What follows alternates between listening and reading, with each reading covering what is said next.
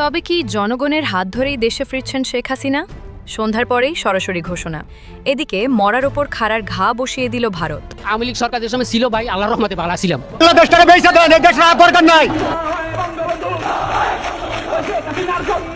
বিগত 17টি বছর এইরকম আমরা আন্দোলন দেখি নাই। এটা করবেন, সেটা আগে করবেন। দেশের মধ্যে যা করতেছে খালি গরিব মানুষের উপর জোর দিল। আগস্টের পরে কি হলো? এইখানে ইউনূস সরকার ছিল, আমি শিল্পকলার সামনে তাকিয়ে তারা বলেছিল কোন মুক্তিযুদ্ধ হয় নাই, 47-এ যুদ্ধ হয়েছে, আর 24-এ যুদ্ধ হয়েছে, আর 71-এ গন্ডগোল হয়েছে। সেই দিন মুক্তিযুদ্ধ হিসাবে আমি বলেছিলাম। তাহলে কি এবার সাধারণ জনগণের উপর ভর করে দেশে ফিরছেন শেখ হাসিনা? এখন বেশিরভাগ মানুষের মধ্যে ধারণা হচ্ছে, তারা বলছেন প্রকাশ্যভাবে যে আমরা আগেই ভালো ছিলাম। যে বলছে সে অভ্যুত্থানকে ডিজোন করছে না, শুধু সে আওয়ামী লীগকে না, শেখ হাসিনাকে সমর্থন করছে। এর আগে ছিল শেখ হাসিনা, কিন্তু শেখ হাসিনার সমর্থন কিন্তু বেড়ে গেছে। ইনশাল্লাহ এই দিন থাকবে না, দিন আসবে। বাংলাদেশের মানুষের জীবনে আবার নতুনভাবে আমরা কাজ করে তাদের জীবনকে উন্নত করব, ঘরে ঘরে বিদ্যুৎ দেবো, আলো দেবো, চিকিৎসার ব্যবস্থা করব, দেশের উন্নতি আমরা করব। আজকে যেখানেই হাত দিক, যত উন্নয়নই দেখুক, কে করেছে? আওয়ামী লীগ ক্ষমতা এসেছিল বলেই তা হয়েছে। মমতা বিদায় নিয়েছেন, এসেছেন শুভেন্দু অধিকারী, রাজ্যের ক্ষমতায় এসেছে বিজেপির সরকার।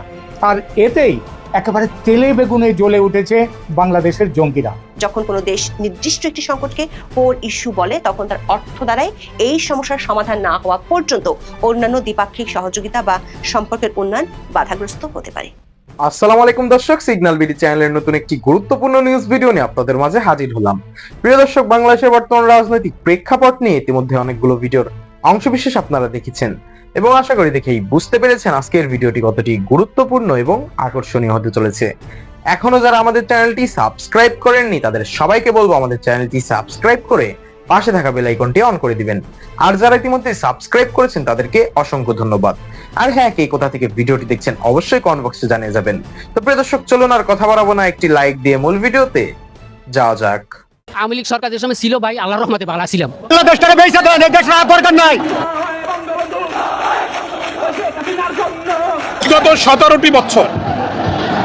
বিগত 17টি বছর এইরকম আমরা আন্দোলন দেখি নাই। এটা করবেন, সেটা আগে করবেন। দেশের মধ্যে যা করতেছে খালি গরিব মানুষের উপর জোর দিল। আগস্টের পরে কি হলো? এইখানে ইউনূস সরকার ছিল, আমি শিল্পকলার সামনে তাকিয়ে তারা বলেছিল কোন মুক্তিযুদ্ধ হয় নাই, 47-এ যুদ্ধ হয়েছে, আর 24-এ যুদ্ধ হয়েছে, আর 71-এ গন্ডগোল হয়েছে। সেই দিন মুক্তিযুদ্ধ হিসাবে আমি বলেছিলাম। তাহলে কি এবার সাধারণ জনগণের উপর ভর করে দেশে ফিরছেন শেখ হাসিনা? তাহলে কি বাংলাদেশের ক্ষমতায় আবারও যেতে চলেছে বাংলাদেশের সবচেয়ে পুরনো রাজনৈতিক দল বাংলাদেশ আওয়ামী লীগ, যারা কিনা 2008 থেকে 2024 সাল পর্যন্ত টানা ক্ষমতার মসনদে বসেছিল? তাহলে কি এবার জনগণের আকাঙ্ক্ষা মেটাতে তারা দেশে ফিরছেন? আমরা ইতিমধ্যেই লক্ষ্য করছি বাংলাদেশের সাধারণ জনগণ ফুঁসে উঠছে, কারণ বাজারে নিত্য প্রয়োজনীয় যে দ্রব্যমূল্যের ঊর্ধ্বগতি, এটা মোটেও কন্ট্রোল করতে পারছেন না বর্তমান সরকার বিএনপি। আমরা কিন্তু দেখতে পারছি বর্তমান নিত্য প্রয়োজনের দাম এত পরিমাণে বেড়ে গিয়েছে যা কিনা সাধারণ জনগণের কেনারও সাধ্যের বাইরে চলে গিয়েছে।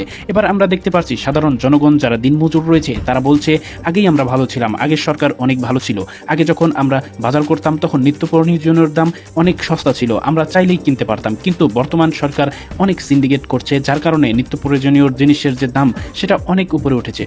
আমরা এমন বক্তব্য শুনছি যে বর্তমান সরকারকে তারা বলছে যে আপনারা পারলে আগের সরকার অর্থাৎ হাসিনাকে আবারও আমরা ক্ষমতায় দেখতে চাই, তাকে আবারও আপনাদের ক্ষমতা আপনারা ছেড়ে তাদেরকে অর্থাৎ শেখ হাসিনাকে ক্ষমতা বসিয়ে দিন।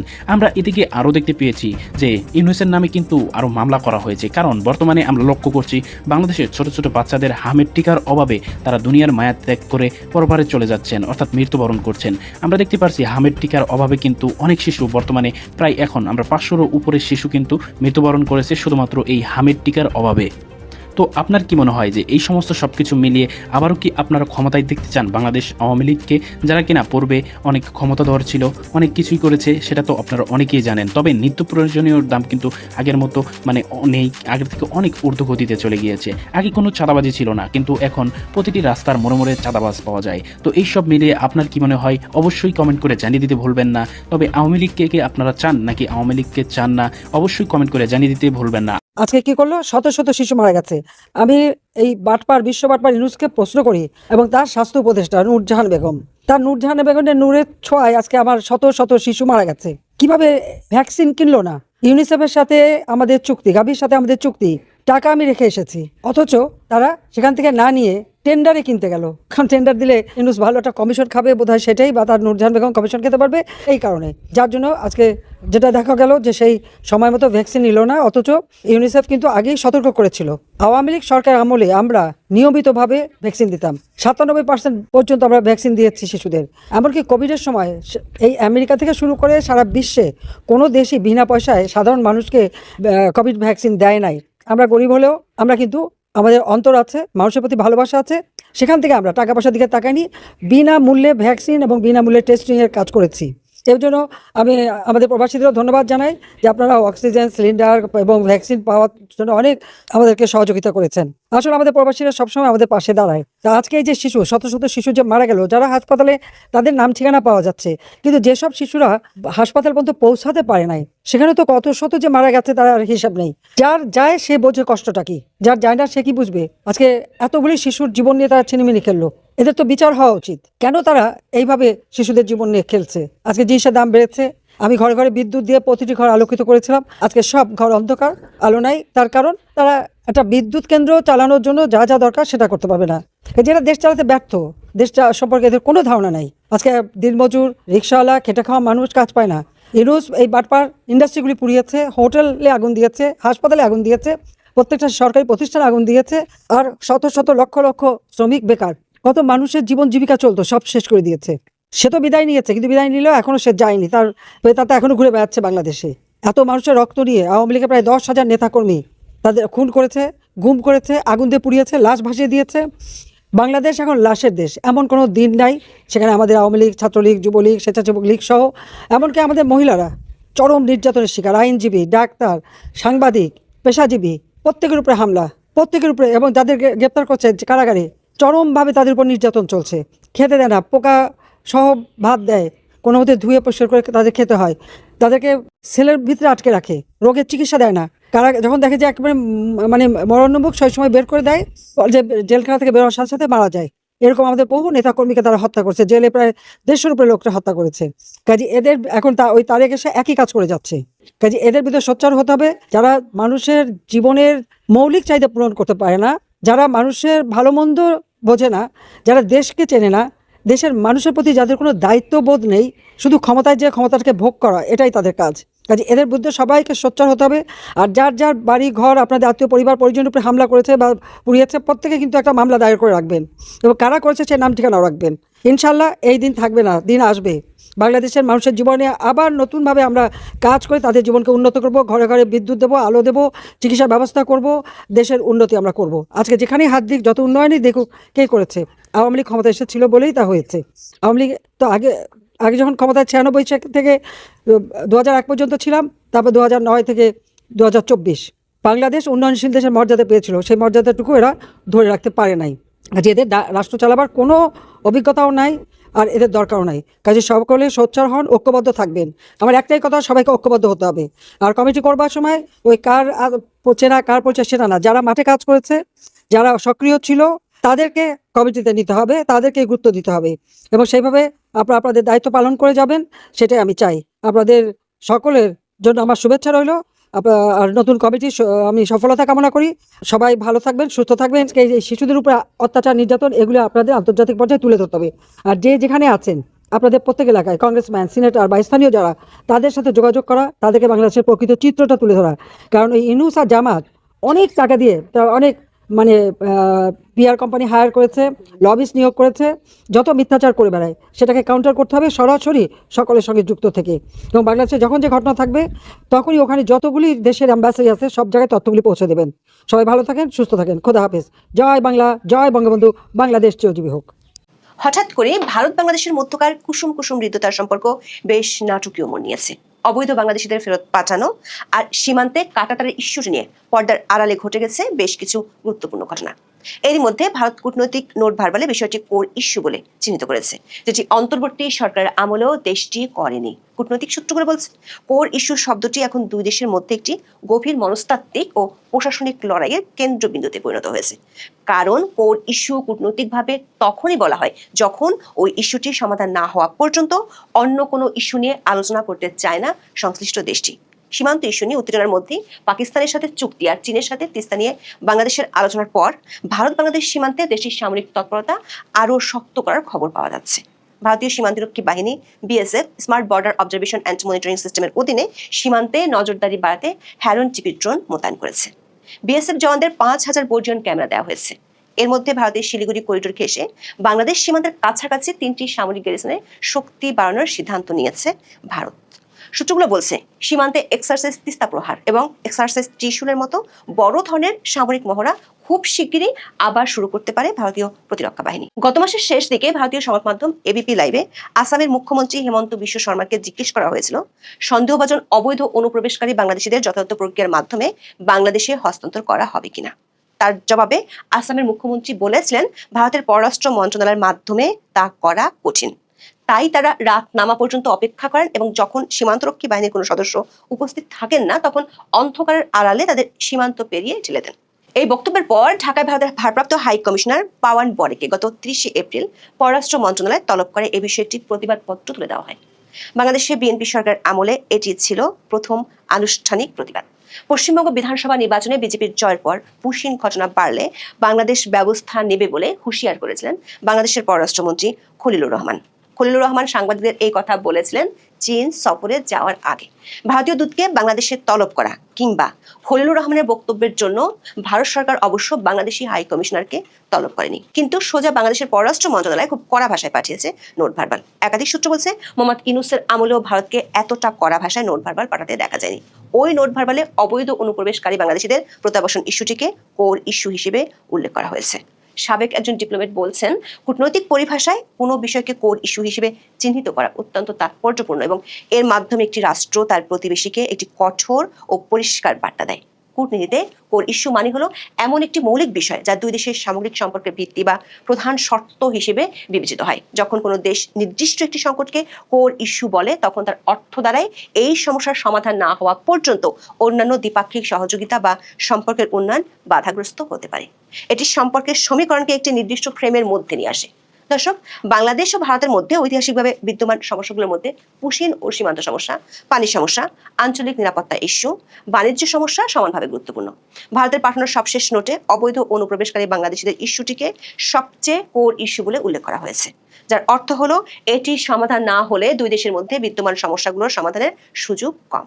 সূত্রগুলো বলছে পাকিস্তানের সাথে বিদ্যমান সমস্যাগুলো নিয়ে ভারত যখন নোট ভার্বাল পাঠায় সেখানেও অতীতে কোর ইস্যু লেখা হয়নি। সবশেষ প্রেস ব্রিফিংয়ে ভারতের পররাষ্ট্র মন্ত্রণালয়ের মুখপাত্র রণধীর জয়সাওলা বিষয়টি যে ভারতের অগ্রাধিকার সেটি বলেছেন। ভারতের পররাষ্ট্র মন্ত্রণালয় থেকে বাংলাদেশের পররাষ্ট্র মন্ত্রণালয়ে পাঠানো দলিলে দাবি করা হয়েছে 2020 সালের সেপ্টেম্বর থেকে ভারত সরকার বাংলাদেশিদের জাতীয়তা যাচাই এবং প্রত্যাবাসনের জন্য নিরবিচ্ছিন্নভাবে চেষ্টা চালিয়ে যাচ্ছে। ভারতের পক্ষ থেকে এই সময়ের মধ্যে মোট 1137টি নোট ভার্বাল পাঠানো হয়েছে আর কনসোলিডেটেড রিমাইন্ডার পাঠানো হয়েছে 456টি। ভারতের দাবি অনুযায়ী 2862 জনের অমীমাংসিত ভেরিফিকেশন কেস আছে। দর্শক, সীমান্তে অবৈধ অনুপ্রবেশ ইস্যুটি যে ভারত সরকার সত্যি কোর ইস্যু হিসেবে বিবেচনা করছে তার প্রমাণ মেলে পশ্চিমবঙ্গে জেতার পর প্রথম ক্যাবিনেট বৈঠকে শুভেন্দু অধিকারী সীমান্তে কাঁটাতারের বেড়া দেওয়ার সিদ্ধান্ত নেয়। নির্বাচনী প্রচারণে কেন্দ্রীয় স্বরাষ্ট্রমন্ত্রী অমিত শাহ প্রতিশ্রুতি দিয়েছিলেন বিজেপি ক্ষমতায় আসলে অনুপ্রবেশ রোধে পশ্চিমবঙ্গ সীমান্তকে সম্পূর্ণ সিল করে দেওয়া হবে। এই প্রতিশ্রুতির বাস্তবায়ন হিসেবেই শুভেন্দু অধিকারী সরকার 45 দিনের মধ্যে বিএসএফ এর জন্য প্রয়োজনীয় প্রায় 286 কিলোমিটার জমি হস্তান্তরের প্রক্রিয়া শুরু করেছে। বাংলাদেশের সাথে পশ্চিমবঙ্গের মোট সীমানা আছে 2216.7 কিলোমিটার। এর মধ্যে জমি অধিগ্রহণ ও পূর্ববর্তী রাজ্য সরকারের অসহযোগিতার কারণে প্রায় 435 কিলোমিটার এলাকা এখনো উন্মুক্ত রয়ে গেছে। বিশ্লেষকরা বলছেন একদিকে কেন্দ্রীয় সরকারের কোর ইস্যু হিসেবে নোট ভার্বাল দেয়া আর একদিকে রাজ্য সরকারের চটজলদি জমি দেওয়ার উদ্যোগ নেওয়া প্রমাণ করে দিল্লির কেন্দ্রীয় নীতি এবং কলকাতার রাজ্য নীতি এখন একই সূত্রে গাঁথা।